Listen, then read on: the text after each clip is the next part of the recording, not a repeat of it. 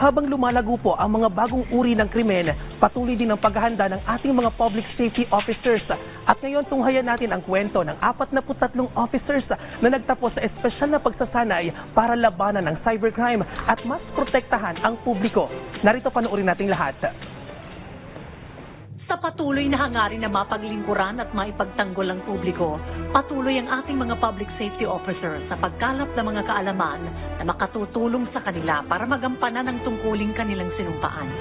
Patunay dito ang 43 public safety officers na nagsipagtapos ng Public Safety Advanced Course at Cyber Intermediate Course. Mga kaalaman para masugpo ang lumalalang hamon ng cybercrime sa ating bansa. Ngayon, ang dami ng mga hacking complaints of the citizenry. So we have to bring our patrollers as cyber warriors sa baba. So they can engage the community directly. Malaki ang may tutulong na mga ganitong kaalaman sa ating kapulisan, lalo na sa tinatawag nilang quad concept approach ng Philippine National Police o PNP. Our policemen are familiar, of course, with the quad concept. So nandiyan ang intelligence. So that means our intelligence officers must be able to exploit yung data analytics, available data, where they can have to do their own forecasting. Ganun na rin yung when we say investigation.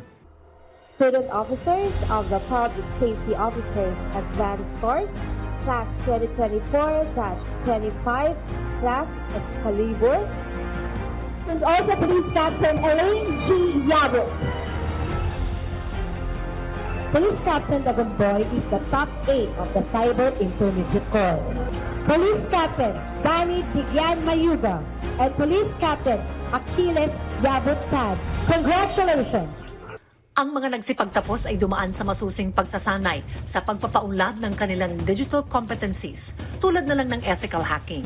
We have a module that is ethical hacking, in which they got to handle or they got to practice how to identify red flags in the system. That's why I think they are really prepared after undergoing this 240 hours of training in the National Cyber Training Institute. Sabi nga nila, when we invest in our students, we invest in our country's safety, stability, and sovereignty. At patunay dito ang 43 na public safety officers na patuloy na magsisilbing guardians of peace from community to cyberspace.